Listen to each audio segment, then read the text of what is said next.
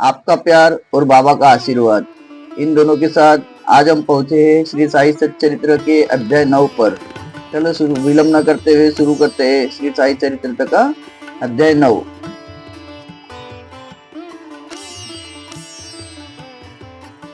अध्याय 9 में बताया गया है, विदा होते समय बाबा की आज्ञा का पालन और अवज्ञा करने की परिणामों के कुछ उदाहरण, भिक्षावृत्ति और उसकी आवश्यकता, भक्तों तरखंड कुटुंब के अनुभव।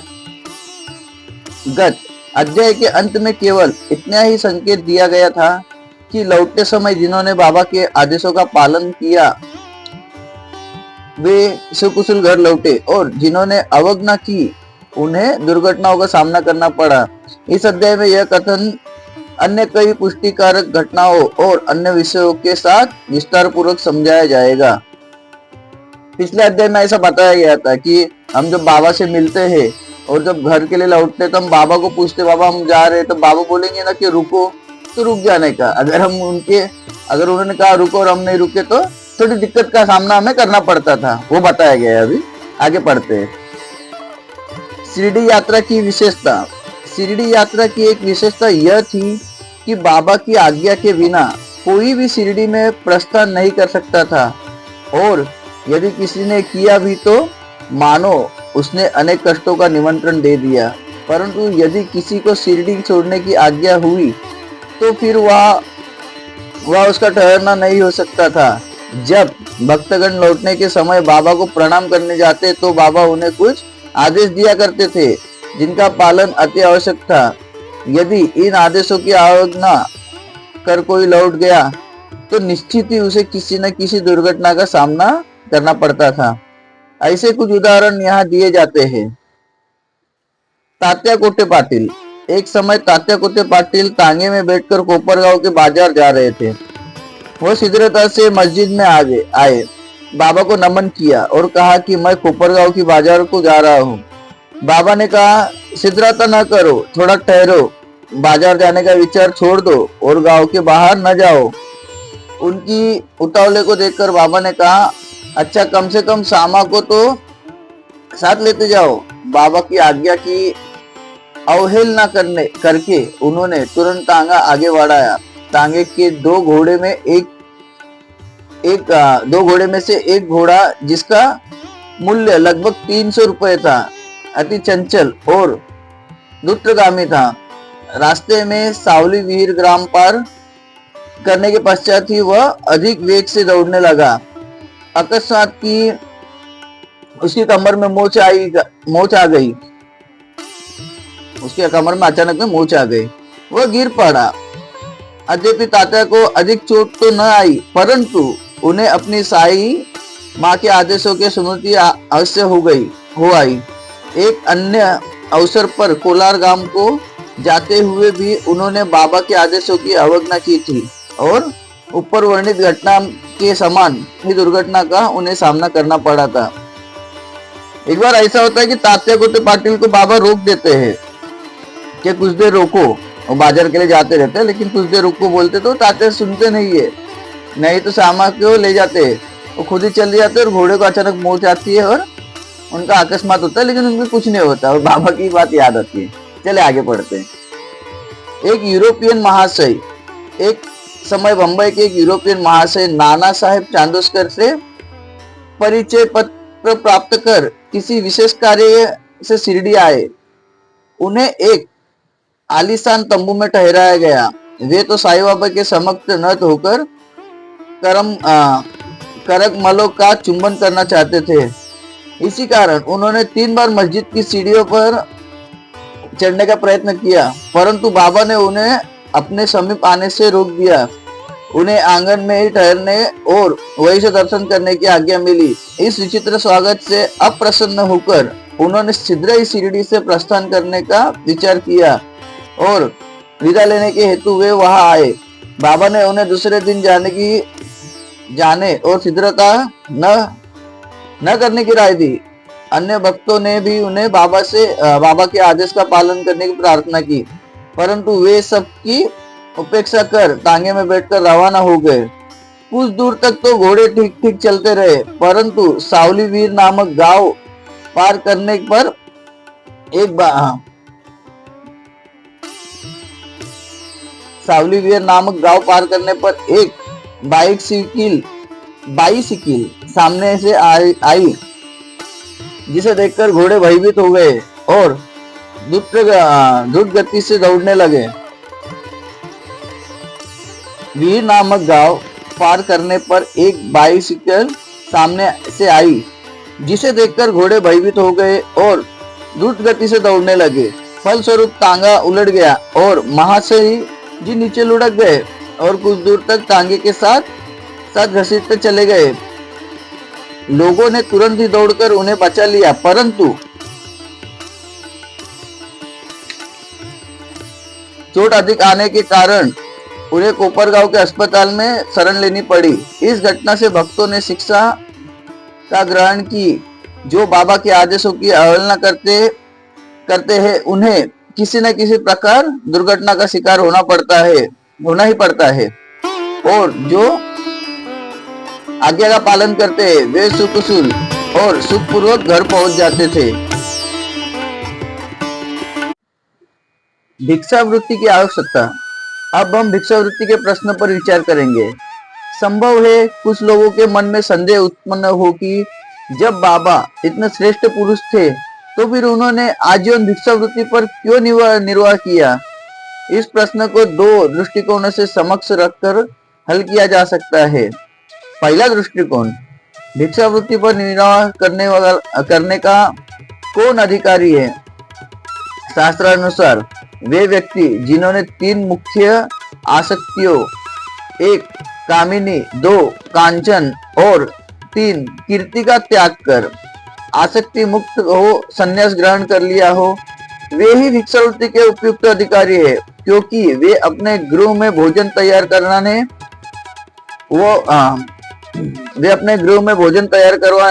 का प्रबंध नहीं कर सकते। माफ कीजिएगा, क्योंकि वे अपने गृह में भोजन तैयार करने का प्रबंध नहीं कर सकते। अंत में उन्हें भोजन कराने का भार गृहस्थों पर ही है।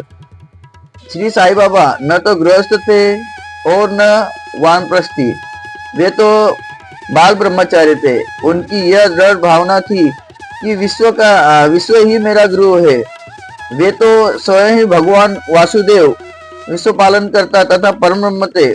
अंत में वे भिक्षा उपार्जन के पूर्ण अधिकारी थे।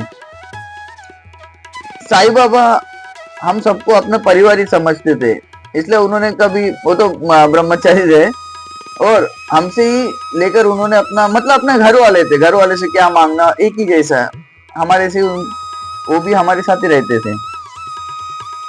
दूसरा दृष्टिकोण, पंचसूना, 5 पाप और उनका प्रायश्चित।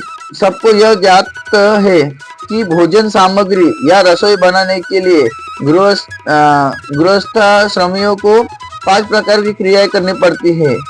कंडनी यानी पसीना, पेशनी दलना, उदकुंभी बावड़ी से पानी निकालना, मार्जनी मांजना और धोना, चूल्हा सुलगाना, चूल्हे मतलब चूल्हा सलगाना, मतलब इतना सब करना पड़ता है हम लोग खाना बनाने के समय। इन क्रियाओं के परिणाम स्वरूप अनेक कीटाणु और जीवों का नाश होता है और इस प्रकार गृहस्थ श्रमियों को पाप लगता है। इन पापों के प्रायश्चित स्वरूप शास्त्रों ने 5 प्रकार के योग यज्ञ करने की आज्ञा दी है, अर्थात ब्रह्म यज्ञ अर्थात वेदाध्ययन, ब्रह्म गौ अर्पण करना या वेद का अध्ययन करना, पितृ यज्ञ पूर्वजों को दान, देव यज्ञ देवताओं को बलि, 4 भूत यज्ञ प्राणियों को दान, मनुष्य अतिथि यज्ञ मनुष्य के अतिथियों को दान। यदि ये कर्म विधि पूर्वक शास्त्र अनुसार किए जाए तो चित्त शुद्ध होकर ज्ञान और आत्मवृत्ति की प्राप्ति सुलभ हो जाती है। बाबा द्वार द्वार पर जाकर गृहस्थ श्रमियों को इस पवित्र कर्तव्य की स्मृति दिलाते रहते थे। और वे लोग अत्यंत भाग्यशाली थे जिन्हें घर बैठे ही बाबा से भिक्षा ग्रहण करने का अवसर मिल जाता था। भक्तों के अनुभव। अब हम अन्य मनोरंजक विषयों का वर्णन करते हैं। भगवान कृष्ण ने गीता में कहा है, जो मुझे भक्ति पूर्वक केवल एक पत्र फूल, फल या जल भी अर्पण करता है तो मैं उस शुद्ध अंतकरण वाले भक्त के द्वारा अर्पित की गई वस्तु को सहर्ष स्वीकार कर लेता हूँ। यदि भक्त सचमुच में श्री साईं बाबा को कुछ भेंट देना चाहता था और बाद में यदि उसे अर्पण करने की विस्मृति भी हो गई तो बाबा उसे या उसके मित्र द्वारा उस भेंट की स्मृति कराते और भेंट देने के लिए कहते तथा भेंट प्राप्त कर उसे आशीष देते थे। नीचे कुछ ऐसी घटनाओं का वर्णन किया जाता है। तरखंड कुटुंब। पिता और पुत्र श्री रामचंद्र आत्माराम उपनाम बाबा साहेब तरखंड पहले प्रार्थना समाजी थे, तथापि वे बाबा के परम भक्त थे। उनकी स्त्री और पुत्र तो बाबा के एक निष्ठ भक्त थे। एक बार उन्होंने ऐसा निश्चय किया कि पुत्र व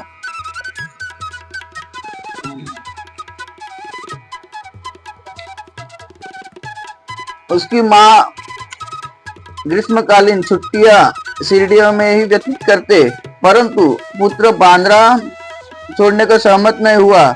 उसे भय था कि बाबा का पूजन घर में ही विधि पूर्वक न हो सकेगा, क्योंकि पिताजी प्रार्थना समाजी है और संभव है कि वे श्री साईं बाबा के पूजनादि का उचित ध्यान न रख सके। परंतु पिता के आश्वासन देने पर कि पूजन यथाविधि ही होता रहेगा, माँ और पुत्र ने एक शुक्रवार की रात्रि में शिरडी का प्रस्थान कर दिया। दूसरे दिन शनिवार को श्रीमात तरखंड ब्रह्ममुहूर्त में उठे और श्रीमान तरखंड ब्रह्ममुहूर्त में उठे और स्नानादि कर पूजन प्रारंभ करने के पूर्व बाबा के समक्ष साष्टांगन दंडवत कर बोले, हे बाबा, मैं ठीक वैसा ही आपका पूजन करता रहूंगा जैसे कि मेरा पुत्र करता रहा है, परंतु कृपा कर इसे शारीरिक परिश्रम तक सीमित न रखना। ऐसा कहकर उन्होंने पूजन आरंभ किया और मिश्री का नैवेद्य अर्पित किया, जो दोपहर के भोजन के समय प्रसाद रूप में वितरित कर दिया गया। उस दिन की संध्या तथा अगला दिन इतवार भी निर्विघ्न व्यतीत हो गया। सोमवार को उन्हें ऑफिस जाना था, परंतु वह दिन की निर्देश की निकल गया। वह दिन भी निर्विघ्न निकल गया। श्री तरखंड ने इस प्रकार अपने जीवन में कभी पूजा नहीं की थी। उनके हृदय में अति संतोष हुआ कि पुत्र को दिए गए वचनानुसार पूजा यथाक्रम संतोष पूर्वक चल रही है। अगले दिन मंगलवार को सदैव की भांति उन्होंने पूजा की और ऑफिस को चले गए। दोपहर को लौटने पर जब वे भोजन को बैठे तो थाली में प्रसाद न देखकर उन्होंने अपने रसोई संबंध में प्रश्न किया। उसने बतलाया कि आज विस्मृतिवश वे नैवेद्य उत्पन्न करना भूल गए हैं। यह सुनकर वे तुरंत अपने आसन से उठे और बाबा को दंडवत कर क्षमा याचना करने लगे तथा बाबा को उचित पथ प्रदर्शन न करने तथा पूजन को केवल शारीरिक परिश्रम तक ही सीमित रखने के लिए उलाहना देने लगे। उन्होंने संपूर्ण घटना का विवरण अपने पुत्र को पत्र द्वारा सूचित किया और उसने प्रार्थना की। वह पत्र बाबा के श्री चरणों पर रखकर उसने कहना कि उनसे कहना कि वे अपराध के लिए क्षमाप्रार्थी है। यह घटना बांद्रा में लगभग दोपहर को हुई थी और उसी समय शिरडी में जब दोपहर की आरती प्रारंभ होने वाली थी कि बाबा ने श्रीमती तरखड़ से कहा, माँ, मैं कुछ भोजन पाने के विचार से तुम्हारे घर बांद्रा गया था। द्वार में ताला लगा देखकर भी मैंने किसी प्रकार गृह में प्रवेश किया, परंतु वहां देखा कि भाव श्री तरखंड मेरे लिए कुछ भी खाने को नहीं रख के गए हैं। अंत में मैं भूखा ही लौटा हूँ। किसी को भी बाबा के वचनों का अभिप्राय समझ में नहीं आया, परंतु उनका पुत्र जो समित ही खड़ा था सब कुछ समझ गया कि बांद्रा में पूजन में कुछ तो त्रुटि हो गई है। इसलिए वह बाबा से लौटने की अनुमति मांगने लगा, परंतु बाबा ने आज्ञा न दी और वही पूजन करने का आदेश दिया। उनके पुत्र ने शिरडी में जो कुछ हुआ उसे पत्र में लिखकर पिता को भेजा और भविष्य में पूजन में सावधानी बरतने की विनती की।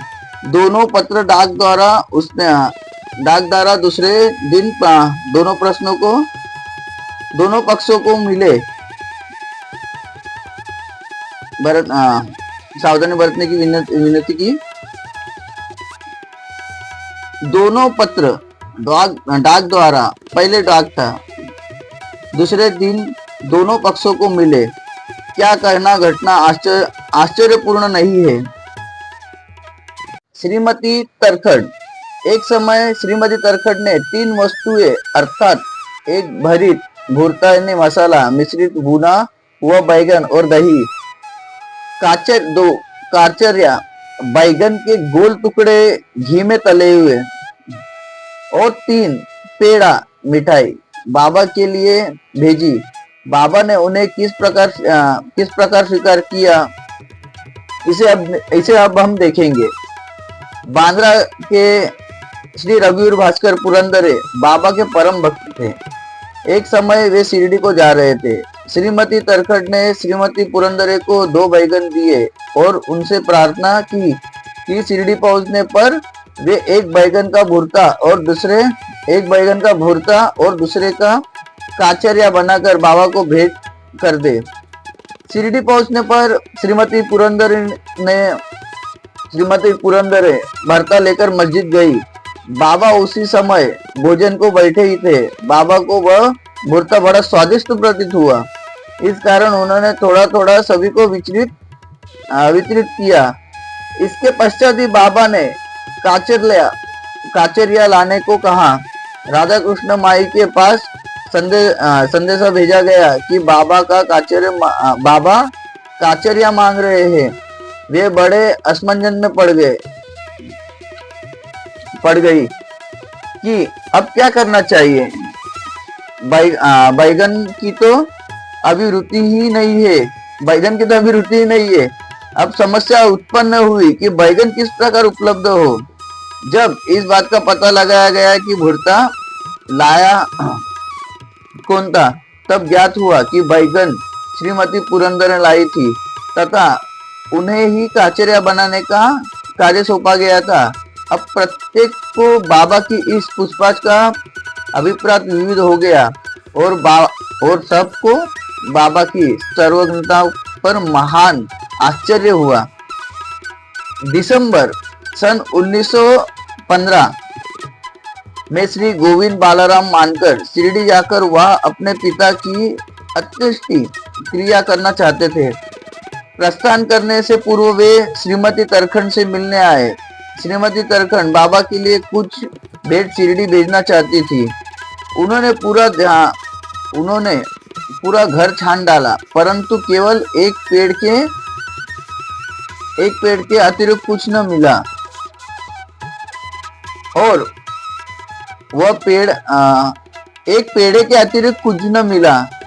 और वह पेड़ा भी अर्पित नैवेद्य का था। बालक गोविंद ऐसी परिस्थिति देखकर रोने लगा, परंतु फिर भी अति प्रेम के कारण वही पेड़ा बाबा के लिए भेज दिया। उन्हें पूर्ण विश्वास था कि बाबा उसे अवश्य स्वीकार कर लेंगे। शिरडी पहुंचने पर गोविंद मानकर बाबा के दर्शनार्थ गए, परंतु वहां पेड़ा ले जाना भूल गए। बाबा यह सब चुपचाप देखते रहे, परंतु जब वह पुन संध्या समय बिना पेड़े लिए वहां पहुंचा तो फिर बाबा शांत न रह सके और उन्होंने पूछा कि तुम मेरे लिए क्या लाए हो। उत्तर मिला, कुछ नहीं। बाबा ने पुनः प्रश्न किया और उसने वही उपयुक्त उत्तर फिर दोहरा दिया। अब बाबा ने स्पष्ट शब्दों में पूछा, क्या तुमको माँ श्रीमती तरखड़ ने चलते समय कुछ मिठाई नहीं दी थी? अब उसे स्मृति हो आई और वह बहुत ही लज्जित हुआ तथा बाबा से क्षमा याचना करने लगा। वह दौड़कर शीघ्र ही वापस गया और पेड़ा लाकर बाबा के सम्मुख रख दिया। बाबा ने तुरंत ही पेड़ा खा लिया और इस प्रकार श्रीमती तरखड़ की भेंट बाबा ने स्वीकार की और भक्त मुझ पर विश्वास करता है, इसलिए मैं स्वीकार लेता हूँ। यह भगवत वचन सिद्ध हुआ। बाबा का संतोषपूर्वक भोजन। ये जो इसके पहले श्रीमद् भगवत गीता में ऐसे कृष्ण भगवान ने बोला था, वही बाबा ने भी सिद्ध कर दिखाया इसके पहले जो कहा उसमें। बाबा का संतोषपूर्वक भोजन। एक समय श्रीमती तरखड़ शिरडी आई हुई थी। दोपहर का भोजन प्राय तैयार हो चुका था और थालियां परोसी जा रही थी कि उसी समय वहां एक भूखा कुत्ता आया और भूखने लगा। श्रीमती तरखड़ तुरंत उठी और उन्होंने रोटी का एक टुकड़ा कुत्ते को डाल दिया। कुत्ता बड़ी रुचि के साथ उसे खा गया। संध्या के समय जब वे मस्जिद में जाकर बैठी तो बाबा ने उनसे कहा, माँ आज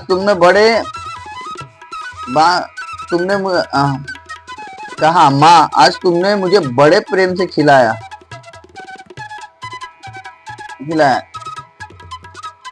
जब संध्या के समय वह मस्जिद जाकर बैठी तो बाबा ने उनसे कहा, माँ आज तुमने मुझे बड़े प्रेम से खिलाया। मेरी भूख आत्मा को बड़ी सांत्वनता मिली है। सदैव ऐसा ही करती रहो, तुम्हें कभी न कभी इसका उत्तम फल अवश्य प्राप्त होगा। इसी मस्जिद में बैठकर मैं कभी असत्य नहीं बोलूंगा। सदैव मुझ पर ऐसा ही अनुग्रह करती रहो। पहले भूखों को भोजन कराओ, बाद में तुम भोजन किया करो। इसे अच्छी तरह ध्यान में रखो। बाबा के शब्दों का अर्थ उनकी समझ में न आया, इसलिए उन्होंने प्रश्न किया, भला मैं किस प्रकार भोजन करा सकती हूँ? मैं तो स्वयं दूसरों पर निर्भर हूँ और उन्हें दाम देकर भोजन प्राप्त करती हूँ। बाबा कहने लगे, उस रोटी को ग्रहण कर मेरा हृदय तृप्त हो गया है और मुझे अभी तक डकारे आ रही है। भोजन करने से पूर्व तुरंत जो कुत्ता देखा था और जिसे तुमने रोटी का टुकड़ा दिया था, वह अत्यर्थ में मेरा ही स्वरूप था। और इसी प्रकार अन्य प्राणी, बिल्लियां, सुअर, मक्खियां, गाय आदि भी मेरे ही स्वरूप है।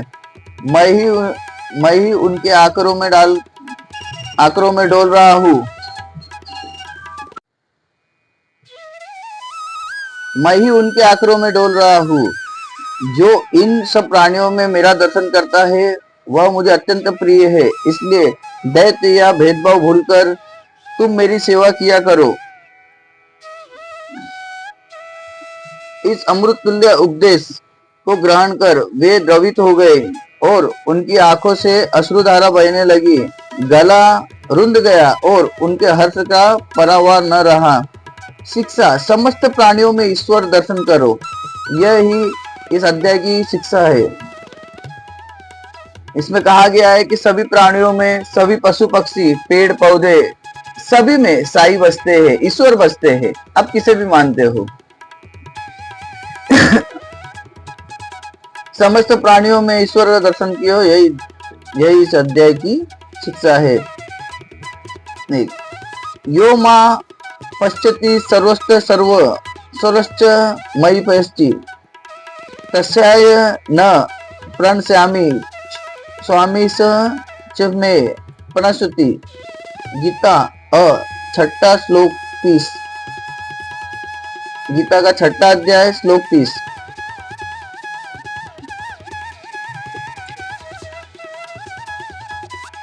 श्लोक 3 से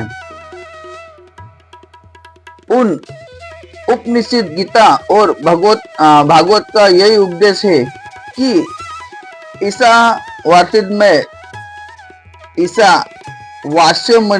वासुमिदम सर्वम, सब प्राणियों में ईश्वर का ही वास है, इसका प्रत्यक्ष अनुभव करो। अध्याय के अंत में बतलाई गई घटना तथा अन्य अनेक घटनाओं जिनका लिखना अभी शेष है, स्वयं बाबा ने प्रत्यक्ष उदाहरण प्रस्तुत कर दिखाया कि किस प्रकार उपनिषदों की शिक्षा आचरणों में लाना जाना चाहिए। इस प्रकार श्री साईं बाबा शास्त्र ग्रंथों की शिक्षा दिया करते थे। श्री सद्गुरु साईनाथर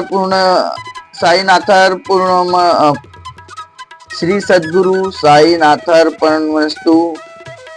शुभ भवतु। ओम साई राम।